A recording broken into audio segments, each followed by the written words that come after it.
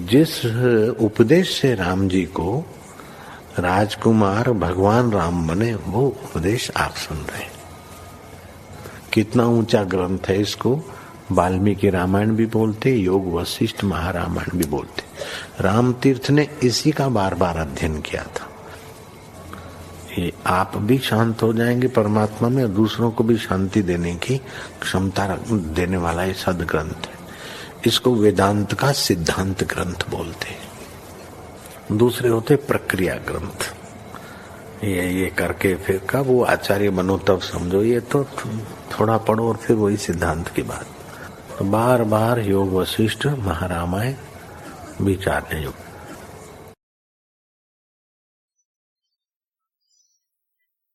ओम श्री सद्गुरु परमात्मा ने।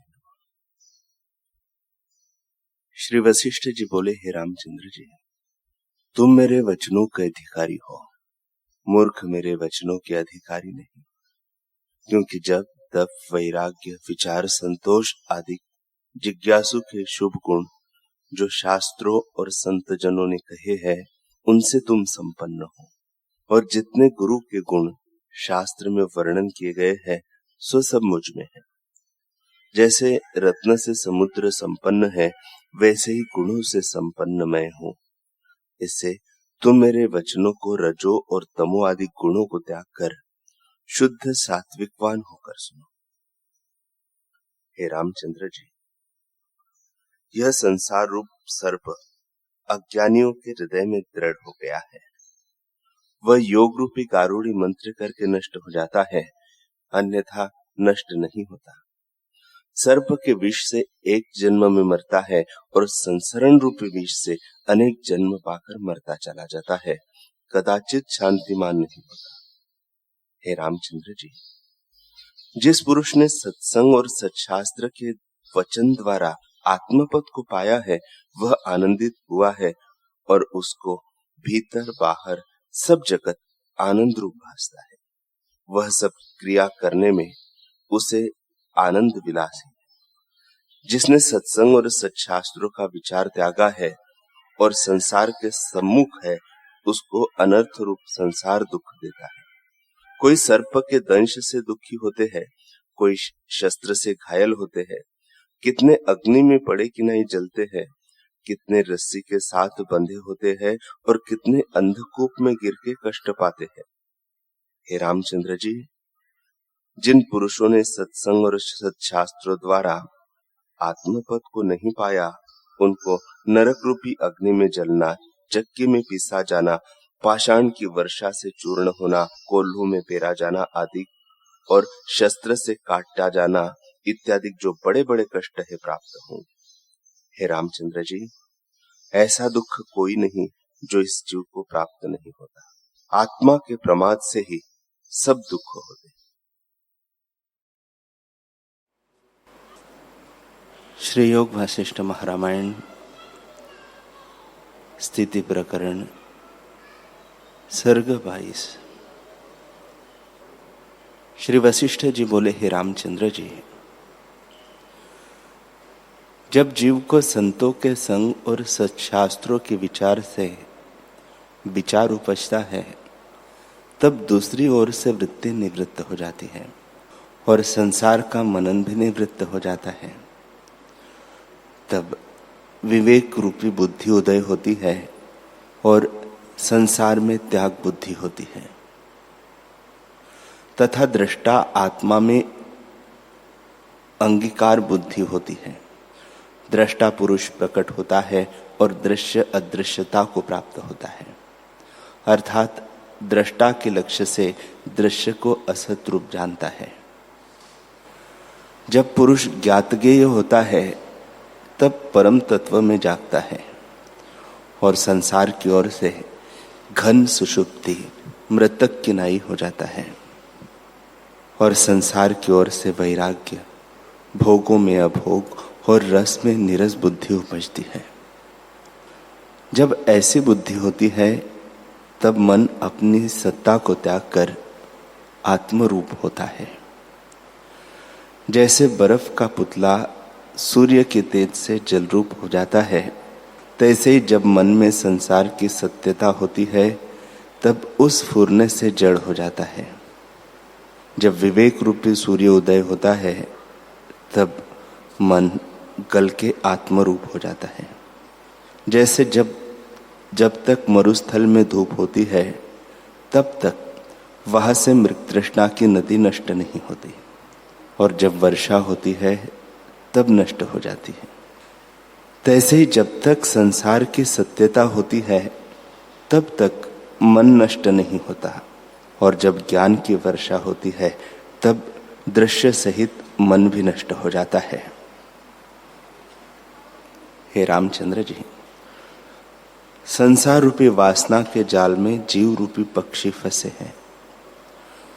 जब वैराग्य रूपी चूहा इसको कतरे तब जीव निर्बंध हो।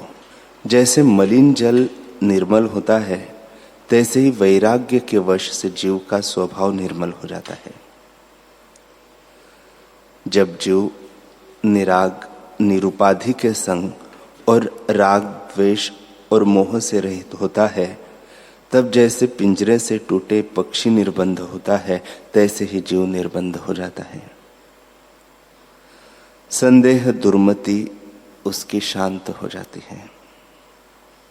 जगत भ्रम नष्ट हो जाता है और हृदय पूर्ण हो जाता है।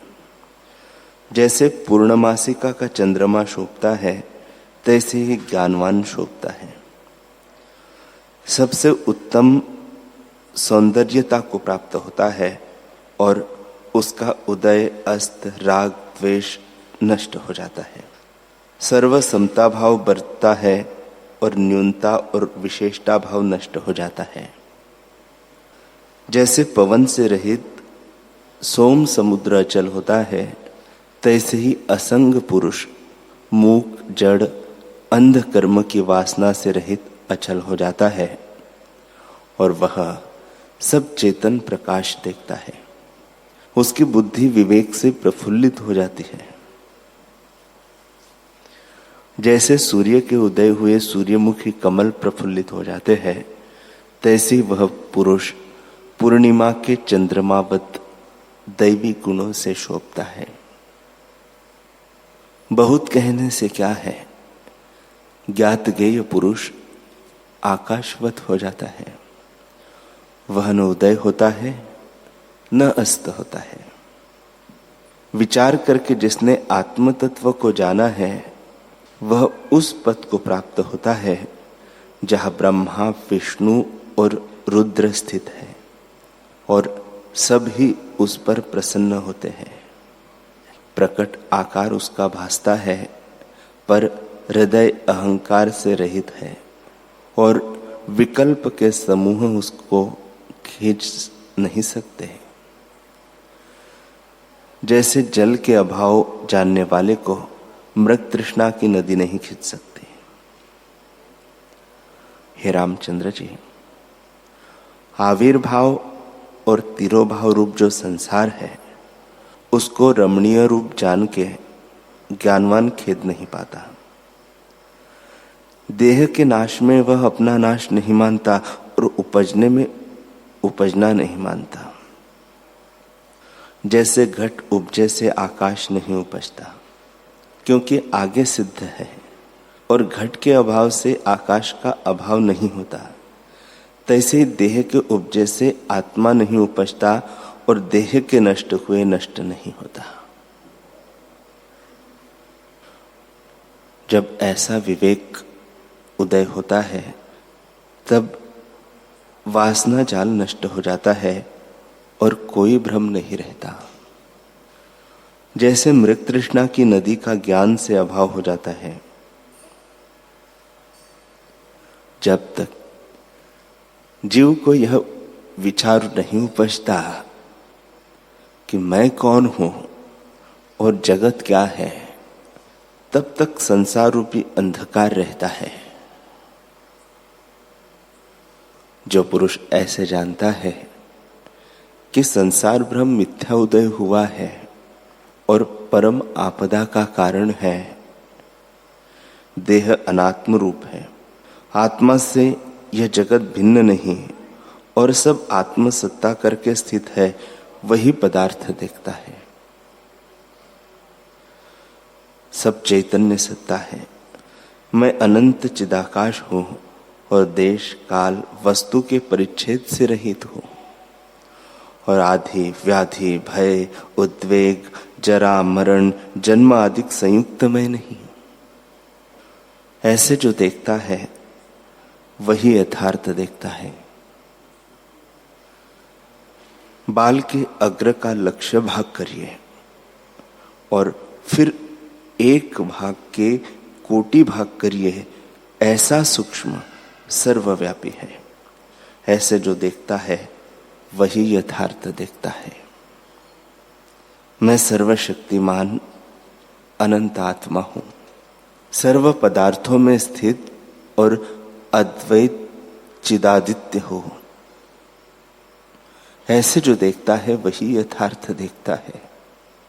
अधः ऊर्ध्व मध्य और सब में मैं व्यापा हूं, मुझसे भिन्न द्वैत कुछ नहीं।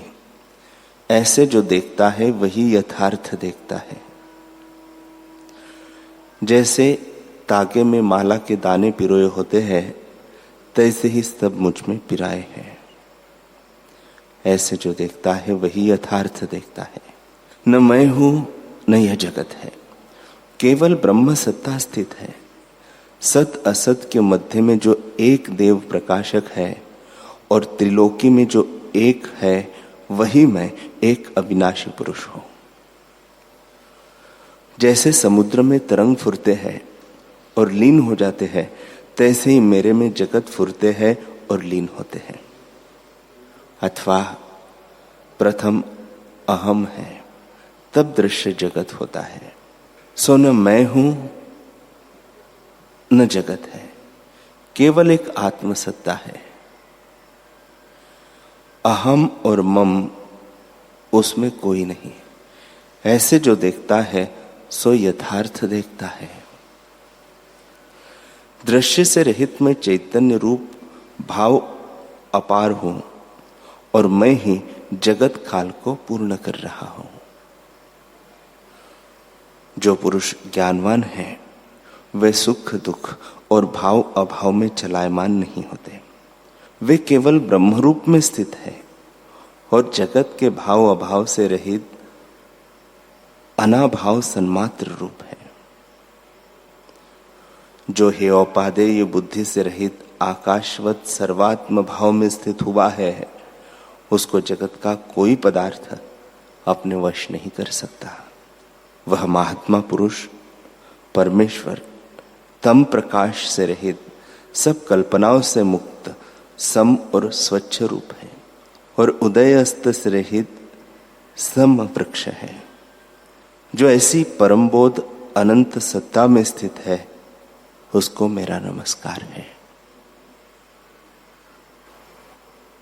श्री वशिष्ठ जी बोले, हे रामचंद्र जी, जिसने उत्तम पद का आश्रय किया है, ऐसे जीवन मुक्त पुरुष का कुम्हार के चक्र की नाई प्रारब्ध शेष रहा है। वह पुरुष शरीर रूपी नगर में राज्य करता है और लेपायमान नहीं होता। उसको भोग और मोक्ष दोनों सिद्ध होते हैं।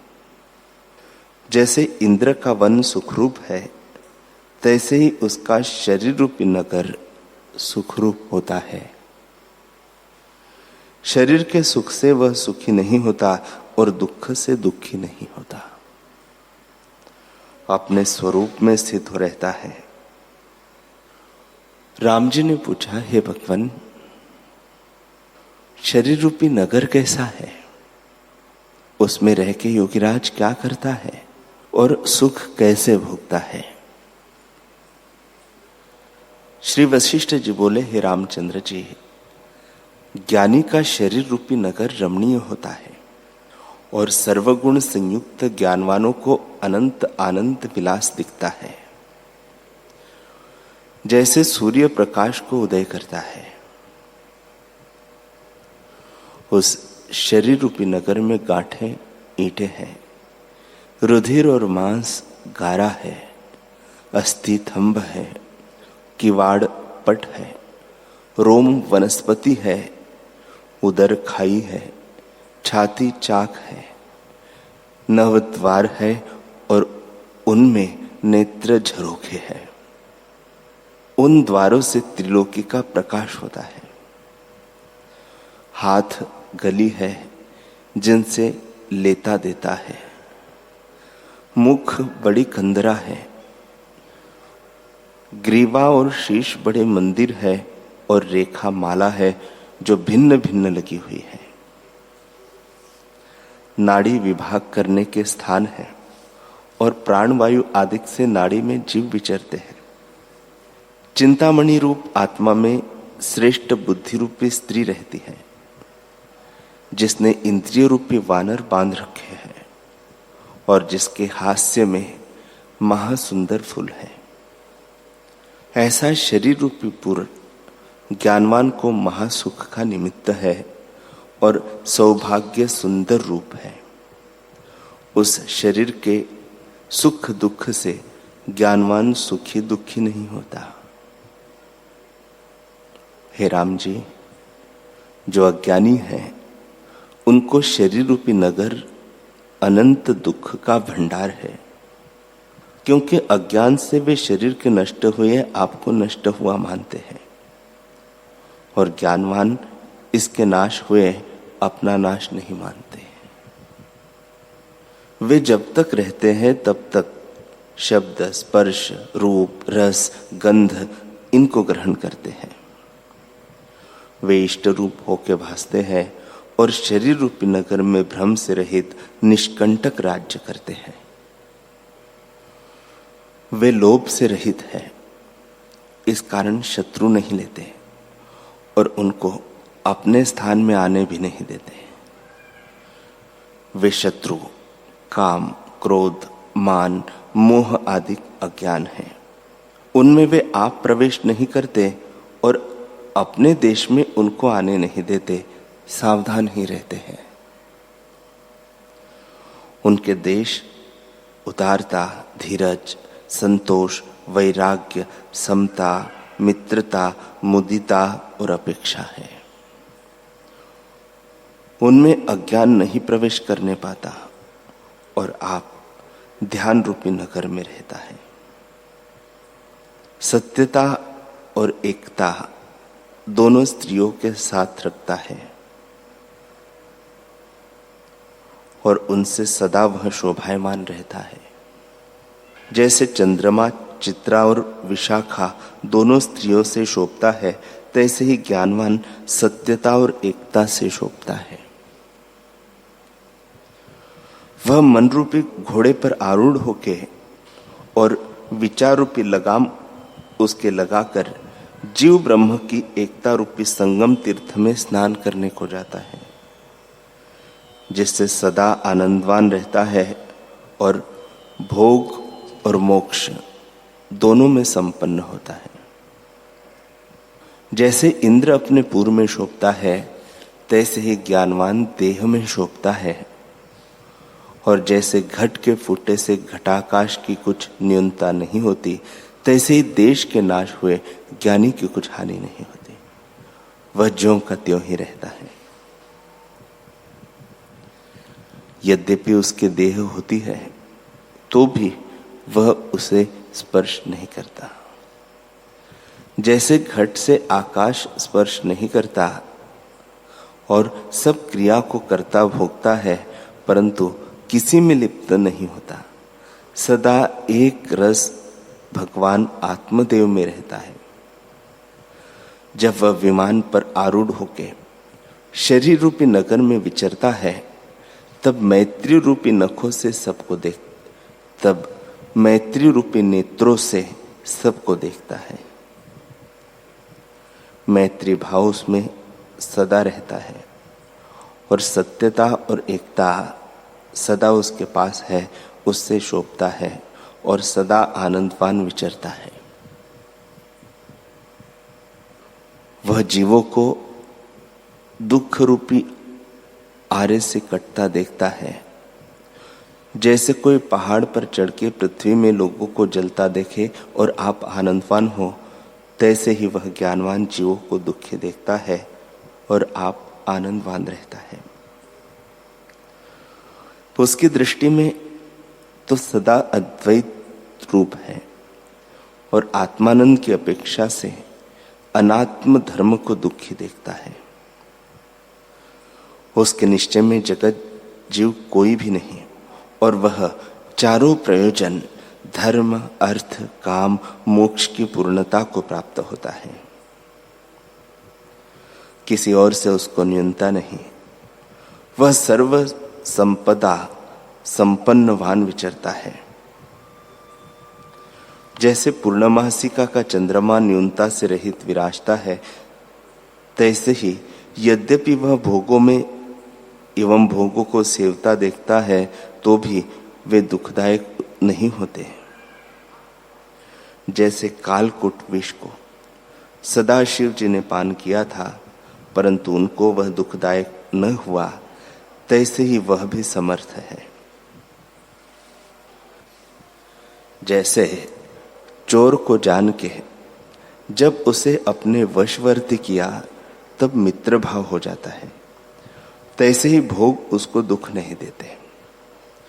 जब जीव भोगों को जानता है कि ये कुछ वस्तु नहीं है, तब वे सुख के कारण होते हैं और जब तक इनको सत्य जान के आसक्त होता है तब तक दुख के कारण होते हैं। हे रामचंद्र जी, जैसे यात्रा में अनेक स्त्री पुरुष मिलते हैं और आपस में परस्पर इकट्ठे बैठते और चलते फिरते हैं परंतु आपस में आसक्ति नहीं होते, आगे पीछे चले जाते हैं, वैसे ही ज्ञानवान संसार के पदार्थों में चित्त को नहीं लगाते। जैसे कोई कासिद किसी देश में जाता है और मार्ग में कोई सुंदर रमणीय स्थान दृष्टि आते हैं और कोई मलिन कष्ट के स्थान भासते हैं, परंतु वह द्वेष किसी से नहीं करता, जैसे तैसे देखता चला जाता है। तैसे ही ज्ञानवान भोग क्रिया में राग द्वेष से बंधनवान नहीं होता। उसके सर्व संशय सम्यक ज्ञान से शांत हो जाते हैं। कोई आश्चर्य पदार्थ उसको नहीं दिखाई देते।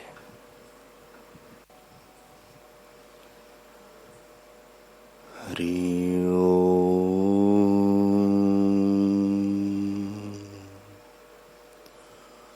हरि